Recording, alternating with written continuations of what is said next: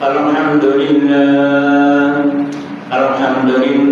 نحمده ونستعينه ونستغفره ونعوذ بالله من شرور أنفسنا ومن سيئات أعمالنا من يهده الله فلا مضل له ومن يضلله فلا هادي له ونشهد أن لا إله إلا الله وحده لا شريك له ونشهد أن سيدنا وحبيبنا ومولانا محمدا عبده ورسوله الذي أرسله بالحق بشيرا ونذيرا وداعيا إلى الله بإذنه وسراجا منيرا أعوذ بالله من الشيطان الرجيم بسم الله الرحمن الرحيم إن الله وملائكته يصلون على النبي يا أيها الذين آمنوا صلوا عليه وسلموا تسليما اللهم صل على سيدنا مولانا محمد وعلى آل سيدنا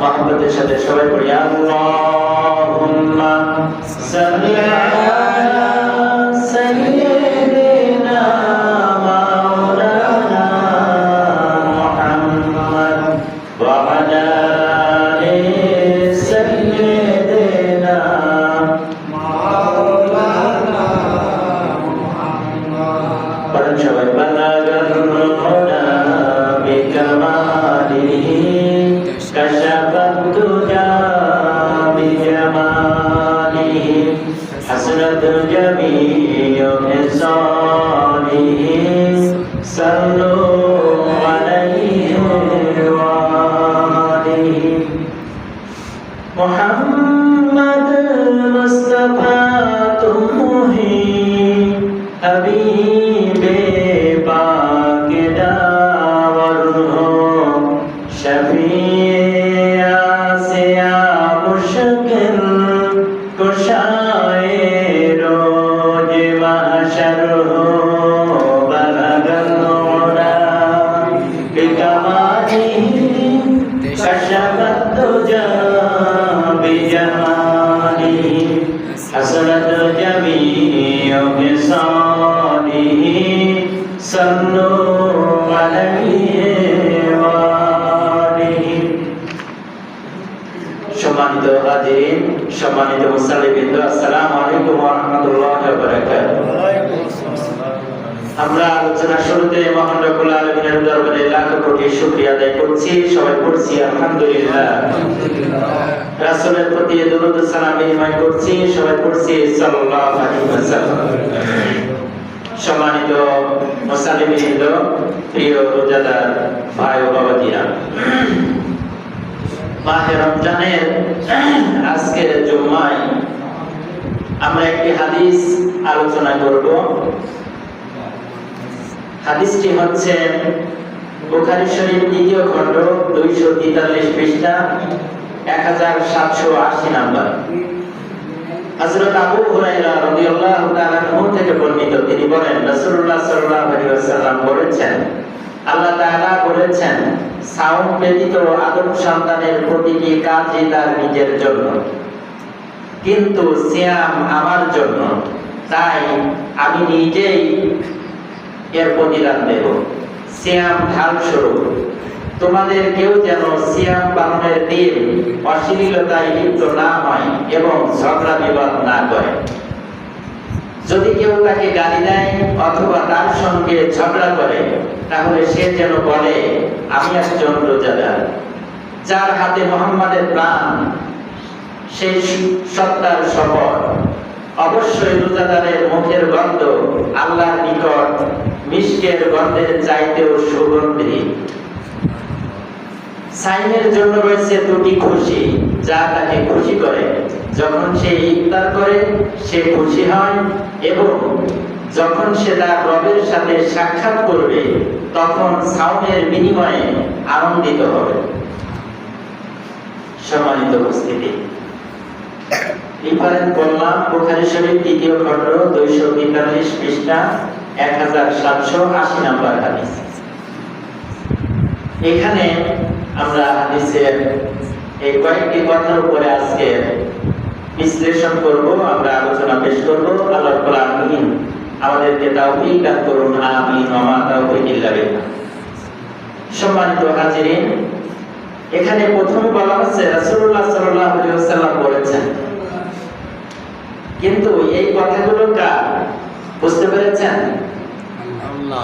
রাসূলুল্লাহ সাল্লাল্লাহু আলাইহি ওয়াসাল্লাম এই কথাগুলি যে বললেন, কিন্তু এই কথাগুলি মূলত কার? আল্লাহ। রাসূলুল্লাহ সাল্লাল্লাহু আলাইহি ওয়াসাল্লাম বলছেন যে আল্লাহ তাআলা বলেছেন। তার মানে এই কথাগুলি কার কথা? আল্লাহর কথা। আর হাদিসের ভিতরে যে কথাগুলি আল্লাহ তাআলা বলেন, এই হাদিসগুলি হচ্ছে আরবি ভাষায় হাদিসে কুদসি বলে। আল্লাহ তাআলা কি বলছেন? সাওম ব্যতীত আদম সন্তানের প্রতিটি কাজ তার নিজের জন্য। কার জন্য? তার নিজের জন্য। তার মানে আমরা রোজা বাদে যা কিছু আমল করি না কেন, সব নিজের জন্য।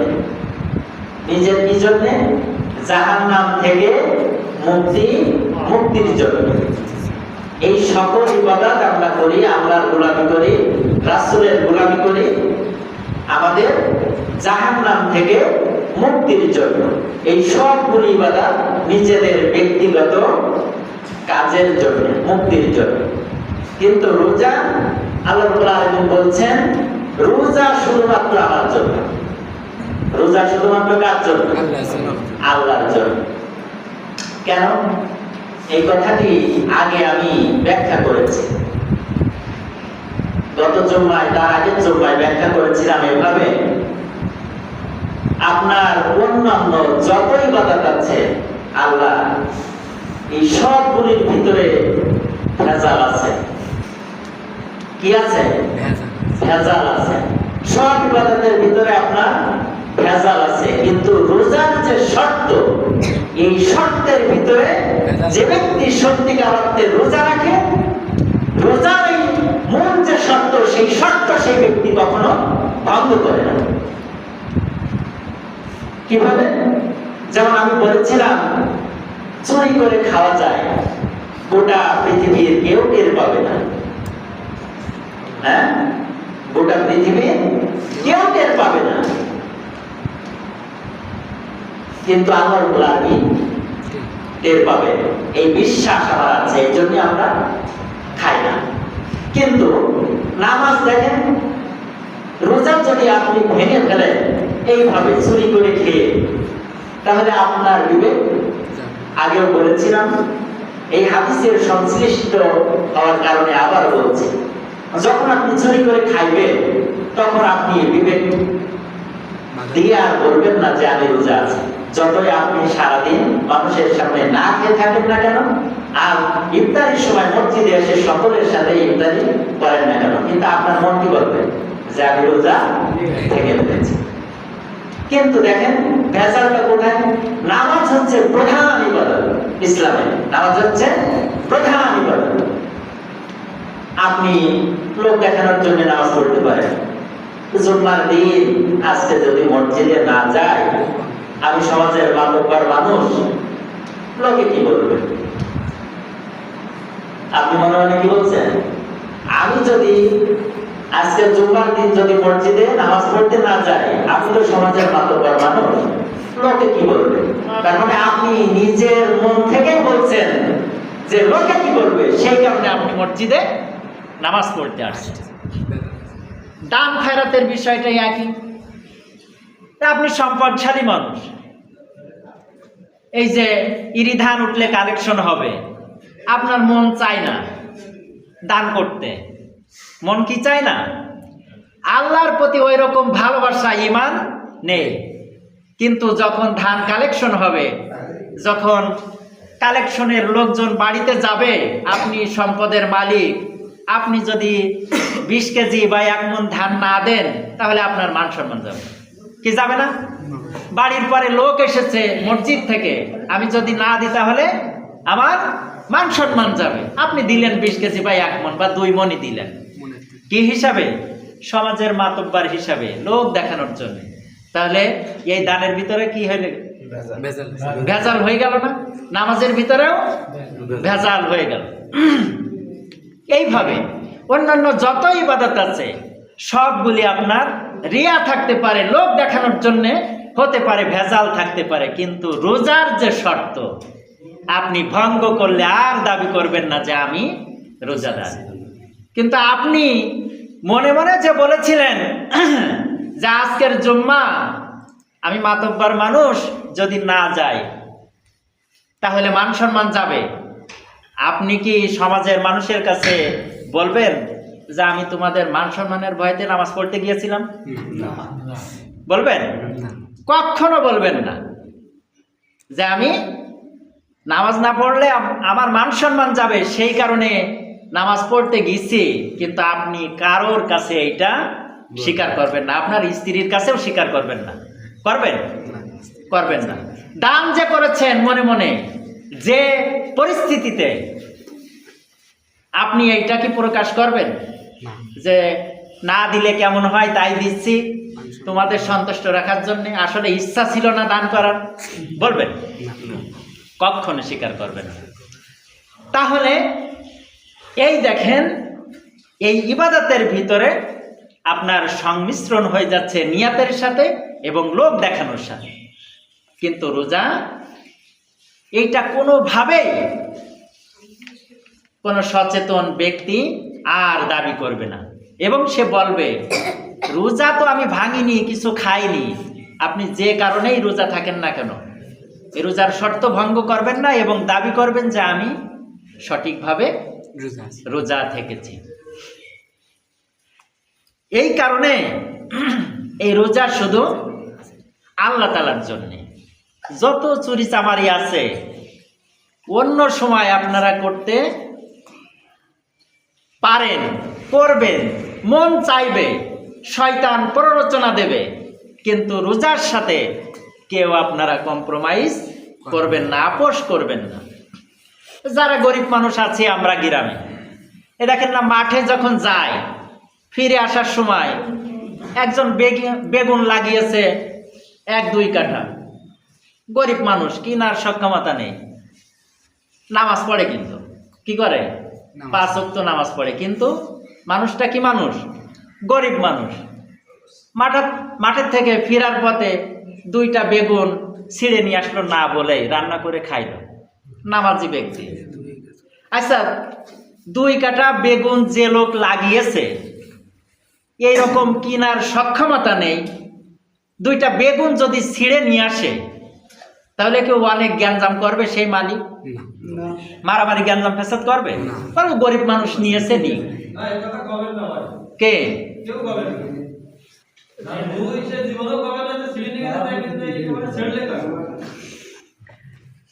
এখন পরিস্থিতি আছে, ক্রাইটেরিয়া আছে, তারতম্য আছে, এটা বুঝতে হবে। আপনি যদি 2-3 কেজি ছেড়েন আর যদি জানতে পারে তখনকার পরিস্থিতি, আর 1টা-2টা ছিঁড়লে পরিস্থিতি একরকম হবে না। কে?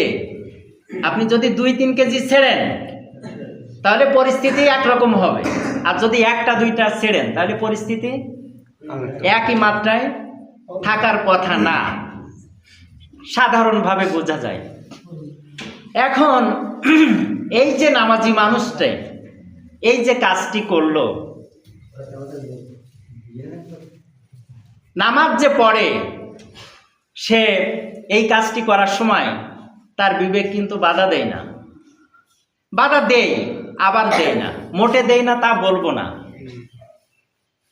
প্রথম হয়তো বাধা দিবে যে আমি নামাজ পড়ি নেব, আবার চিন্তা করবে যে কিনার তো সক্ষমতা নেই, নিয়ে যায়, দোদুল্যমান হবে।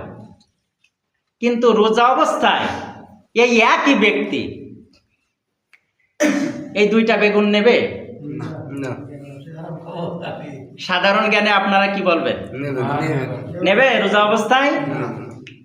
বলবে যে আমার দুটো বেগুন খাওয়ার দরকার নেই, আমার রোজায় সারাদিন যে না খেয়ে যে কষ্ট করছি রোজার জন্যে, আমি যদি না বলে নি আমার রোজাই হবে না, আমি না খেয়ে থাকবো তাও ভালো, আমার দুটো বেগুন নেওয়ার দরকার নেই। একই ব্যক্তি তো নামাজের ব্যাপারে যে ফরজ ছিল, যে হুকুম ছিল, সেই একই হুকুম তো রোজার উপরেও।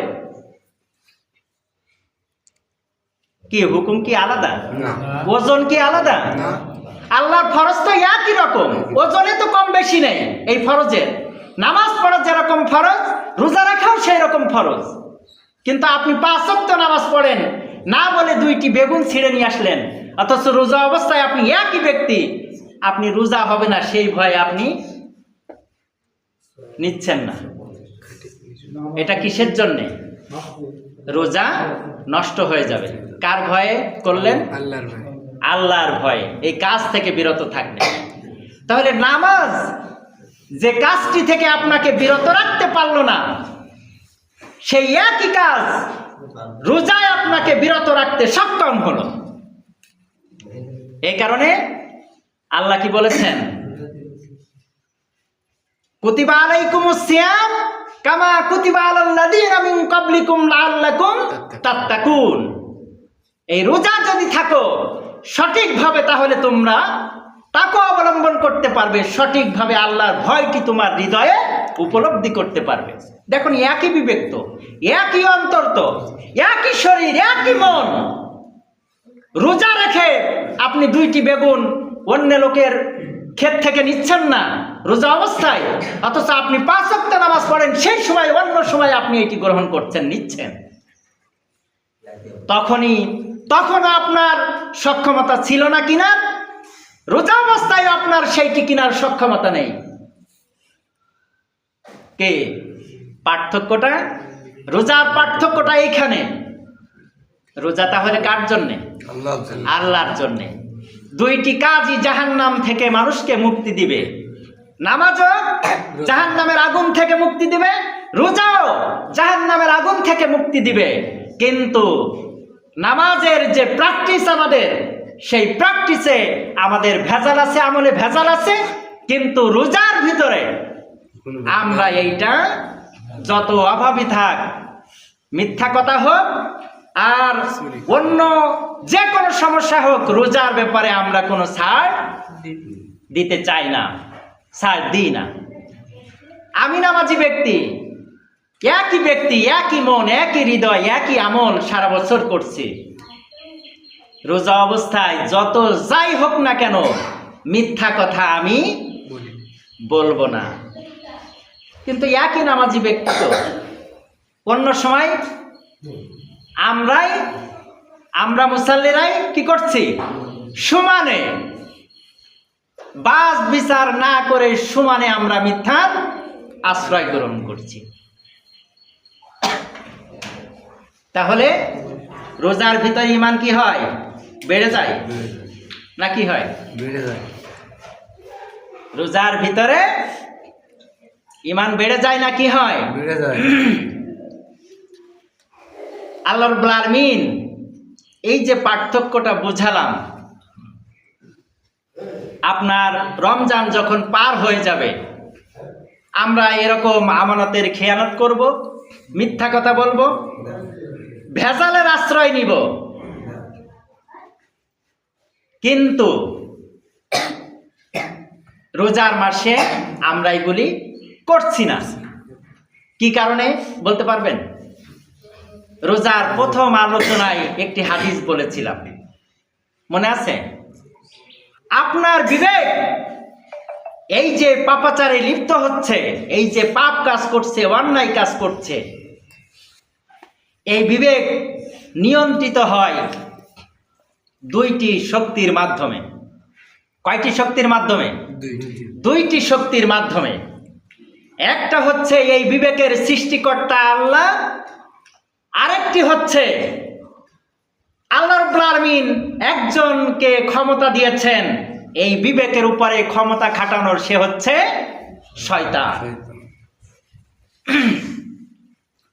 রোজার মাসে শয়তান কি থাকে? বন্দী থাকে। এই বিবেক, শয়তান যখন বন্দী থাকে তখন শয়তান এই বিবেকের উপরে শক্তি খাটাতে পারে না। এই কারণে এক ঈমান দিয়ে আপনি অন্য সময় এই যে আমানতের খেয়ানত করছেন, মিথ্যার আশ্রয় নিচ্ছেন, আর শয়তান বন্দী থাকার কারণে যখন আপনার হৃদয়টি শয়তানের প্ররোচনা আসর থেকে যখন মুক্ত থাকছে, তখন আপনি এই শয়তানি পাপাচারী কাজ থেকে বিরত থাকতে সক্ষম হচ্ছেন। আমরা যে নামাজ পড়ছি, যে অন্যায় কাজগুলি করছি, এই অন্যায়ের সাথে নামাজের কোনো সংশ্লিষ্টতা আছে? আল্লাহ রাব্বুল আলামিন কি বলেছেন? ইন্নাস সালাতা তানহা আনিল ফাহশাই ওয়াল মুনকার। নিশ্চয় নামাজ খারাপ কাজ থেকে কি করে? বিরত রাখে। তাহলে নামাজ আপনাকে মিথ্যা থেকে, আমানতের খেয়ানত থেকে, পরের হক নষ্ট করার থেকে বিরত রাখতে পারলো না, কিন্তু রোজা পারল। তাকওয়া এখানে প্রতিষ্ঠিত হলো, শক্তিশালী হলো। কি হলো না? রোজায় তাকওয়া যখন সুপ্রতিষ্ঠিত, শক্তিশালী হলো, তখন এই পাপাচার থেকে রোজা অবস্থায় বিরত থাকতে একজন ইমানদার, নামাজি, রোজাদার সক্ষম হলো। এরপরে রোজা পার হয়ে যাওয়ার পরে যখন শয়তানকে আবার ছেড়ে দেওয়া হবে, তখন জিন মানুষের উপরে যখন আসর করে, তখন তার কথা যতক্ষণ তার কাছে থাকে, শরীরের উপরে ভর করে, তখন সেই মানুষটির কণ্ঠস্বরে আর কথা বের হয় না। হয় যখন জিন ঘাড়ে আসে, যখন আসর করে, তখন জিনের কণ্ঠে আমরা সেই লোকটির কথা শুনতে পাই, কণ্ঠ শুনতে পাই। ঠিক রোজা পার হয়ে গেলে যখন শয়তানকে ছেড়ে দেওয়া হবে, তখন এই জিনের আসরের মতো এই শয়তানটি আবার বিবেকের উপরে আসর করবে, বিবেকের উপরে শক্তিশালী ক্ষমতা তার প্রয়োগ করবে। তখন আবার আমরা এই সত্য পথ থেকে, সত্যের আমল থেকে, আল্লাহর ইবাদত থেকে আবার বিচ্যুত হব এবং আমাদের ইবাদতের ভিতরে ভেজাল ঢুকে যাবে। এই জন্যে তাকওয়া, এই যে আল্লাহর ভয়, এই রোজার মাধ্যমেই সম্ভব। এই কারণে আল্লাহ রাব্বুল আলামিন এটিকে বলেছেন তাকওয়া অবলম্বনের শ্রেষ্ঠতম মাধ্যম হচ্ছে এই রোজা। সম্মানিত উপস্থিতি, আজকের আরেকটি বিষয় বিশ্লেষণ করে শেষ করব। সেটি হচ্ছে, তোমাদের কেউ যেন সিয়াম পালনের দিন খারাপ কাজে লিপ্ত না হয় এবং ঝগড়া বিবাদ না করে। যদি কেউ তাকে গালি দেয় অথবা তার সাথে ঝগড়া করে, তাহলে সে যেন বলে আমি রোজা আছি। আমি রোজা আছি। যদি ঝগড়া লাগে তাহলে কি বলবেন? আমি রোজা আছি। আমি একটি পার্থক্য বোঝাই। যদিও ঝগড়া লাগে কিন্তু কমে সারে। কি হয়? কমে সারে। অন্য সময় কিন্তু বেশি হয়। কিছুক্ষণ বলার পরে বলে যে ভাই আমি রোজা আছি, আর বেশি বকায়ও না, চুপ থাকো।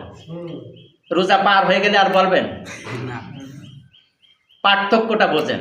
রোজার ভিতরেও আপনারা বলছেন, আমি অস্বীকার করলাম না, রোজার ভিতরেও ঝগড়া হয়, কিন্তু দুই একটি কথা বলার পরে যারা রোজা থাকে তারা কি বলে যে ভাই রোজা আছি, বেশি বকায়ও না, রোজাটা নষ্ট করো না।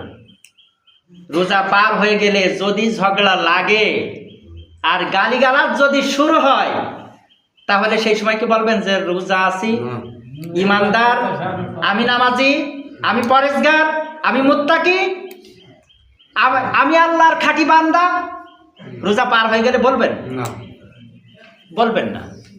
তাহলে আপনার বিবেক এই যে কথাটি বলছে যে আমি রোজা আছি, আমার সাথে ঝগড়া করো না, এটা কিসের দ্বারা সম্ভব? এটা কিসের দ্বারা সম্ভব? আপনি রোজা আছেন তাকওয়ার কারণেই সম্ভব। কারণ আপনি চিন্তা করছেন যে আমি যদি এখন এই ঝগড়া ঝাঁটিতে লিপ্ত হই, যদি মারামারিতে লিপ্ত হই, আমার রোজাতে কি হবে? ভেঙে যাবে। নষ্ট হয়ে যাবে, আমার রোজাটি কবুল হবে না। এই বিশ্বাস আছে, এই কারণে আপনি মুখ দিয়ে বলছেন যে ভাই রোজা আছি, এখন ঝগড়া ঝাঁটি করো না। এই যে রোজা যে নষ্ট হওয়ার যে ভয়, এই ভয়টাকেই বলা হয় তাকওয়া। এই ভয়টাকেই কি বলা হয়? তাকওয়া। আপনি যে মুখে বলছেন ভাই রোজা আছি, রোজা নষ্ট হবে, ঝগড়া করো না, এইটাই হচ্ছে তাকওয়া। এবং এটি হচ্ছে, রোজাই হচ্ছে তাকওয়ার শ্রেষ্ঠতম পন্থা, শ্রেষ্ঠতম অবলম্বন। রোজা না থেকে আপনি এখন যেই মানে রোজা থাকছেন, এখন রোজার মাসে যে ইমান দিয়ে রোজা থাকছেন, যে ইমান দিয়ে নামাজ পড়ছেন, যে ইমান দিয়ে দান খয়রাত করছেন, রোজা পার হয়ে গেলেও তো আপনার সেই ইমানই থাকবে নাকি? সেই নামাজই থাকবে, সেই ইবাদত থাকবে, সেই দান খয়রাত থাকবে। কিন্তু ওই সময় ঝগড়া লাগলে আর আপনি পিছপা হবেন না। একজন যদি একটা গালি দেয়, আপনি কয়টা দেবেন? 3 তিরিককে 9, 9 কম হবে না। একটা গালি দিলে আপনি 9টা শোনাবেন। কিন্তু রোজা অবস্থায় আপনি বলছেন না কেন? আপনার সেই সময় কি ইমান থাকবে না? রোজা পার হয়ে গেলে ইমান কি নষ্ট হয়ে যাবে? থাকবে না ইমান? সেই ইমান দিয়েই তো আপনি মসজিদে আজান হলে নামাজ পড়তে আসছেন, দান খয়রাত করছেন। ওই ইমানের ভিত্তিতে আপনি আপনার উপার্জিত সম্পদ কোরবানি করছেন আল্লাহর পথে, এক ইমান দিয়ে তো। কিন্তু পার্থক্যটা হচ্ছে এই রোজার সময় এখন আমাদের যে মাথা গরম, আমাদের মাথা গরম, ছোট্ট বাচ্চা কাচের গিলাস হাতে, ছোট্ট ছেলে অথবা বড়ই হোক, ছোট্ট ছেলে অথবা মেয়ে কাচের গিলাস হাতে, মা পানি নিয়ে আসতে বলছে অথবা আপনি পানি নিয়ে আসতে বললেন, কাচের গিলাসটি যে কোনোভাবে পড়ে গিয়ে ভেঙে গেল, আপনি কি করবেন? সাথে সাথে একটি চড় বসিয়ে দেবেন, কি দেবেন না? আপনি কোন স্বার্থে করলেন? আপনার কাচের গিলাস ভাঙলো, এটার দাম 50 টাকা, 100 টাকা, 150 থেকে 200 সর্বোচ্চ নাকি? তাহলে আপনি রোজা অবস্থায়, আপনি ইমানদার ব্যক্তি, নামাজি ব্যক্তি, আপনি 150, 200 টাকা, 100 টাকা নষ্ট হয়ে গেল, তাই একটি চড় দিলেন। তাহলে এইটা কিসের স্বার্থ? দুনিয়ার স্বার্থ তো নাকি? দুনিয়ার স্বার্থ না? টাকা নষ্ট হলে, জিনিসপত্র নষ্ট হলে, এটা তো দুনিয়ার স্বার্থ, এটিতে আখেরাতের স্বার্থ না। কিন্তু আপনার এই যে তাকওয়া, আপনার যে ইমান, আপনি যে দুনিয়ার স্বার্থে একটি চড় মারলেন, আল্লাহ রাব্বুল আলামিন রাগকে হারাম করেছেন, রাগকে হারাম করেছেন। দুনিয়ার স্বার্থের থেকে আখেরাতের স্বার্থকে প্রাধান্য দিতে বলেছেন কে? আল্লাহ রাব্বুল আলামিন। কিন্তু আপনি 100-200 টাকার বিনিময়ে আপনি আপনার ইমান এবং তাকওয়াকে বিক্রি করে দিলেন, নষ্ট করে দিলেন একটি চড়ের বিনিময়ে। আপনার রোজা হলো? কি বলেন? হলো? একই পর্যায়ে এই যে বলা হয়েছে যে কেউ যদি ঝগড়া করে, কেউ যদি গালি দেয়, তাহলে আমি বলবো যে আমি রোজাদার। কিন্তু আমি যে রাগ খাটালাম, আমরা যে রাগান্বিত হয়ে যায়, মাথা গরম হয়ে যায়, আমাদের মাথায় আসে না যে আল্লাহ রাব্বুল আলামিন এইটির কারণে আমার আমল নামায় একটি কবিরা গুনাহ লিখে দিবেন। এইটি আমাদের মাথায় আসে না। সম্মানিত উপস্থিতি, একটি উদাহরণ দিলাম। এই যে বিভিন্ন দুনিয়াবি জিনিসপত্র নষ্ট হলে আমরা যে রাগ খাটাই, এই রাগ খাটানো কি হারাম। এরপরে আপনি বলবেন তাই বলে কি নষ্ট করবে? না। ইচ্ছা করে কেউ কি আপনার সম্পদ নষ্ট করে? আপনার পরিবারের কেউ ইচ্ছা করে কেউ নষ্ট করে? নষ্ট করে না। দুর্ঘটনার কারণে নষ্ট হয়ে যায়। আচ্ছা, আপনি যে একটি চট দিলেন, আপনার হাত থেকে কি কখনো কোনো জিনিস নষ্ট হয়নি? করেননি। আপনাকে যদি এইভাবে একটি চট দেওয়া হয়, তাহলে আপনার কি হবে? খুব মিষ্টি লাগবে? সম্মানিত উপস্থিতি, এই একটি হাদিসের মাধ্যমে যে কয়টি উদাহরণ দিয়ে এই বিষয়টি বিশ্লেষণ করলাম, আপনাদের বিবেককে জাগ্রত করলাম। কি করলাম? আপনাদের বিবেককে জাগ্রত করলাম। আপনারা পরিশুদ্ধ হবেন এই হাদিসের ভিত্তিতে, ইমানের ভিত্তিতে, তাকওয়ার ভিত্তিতে, আল্লাহর ভয়ে, জাহান্নামের আগুনের ভয়ে আপনারা পরিশুদ্ধ হবেন। আল্লাহ রাব্বুল আলামিন আমাদেরকে পরিশুদ্ধ হওয়ার তৌফিক দান করুন।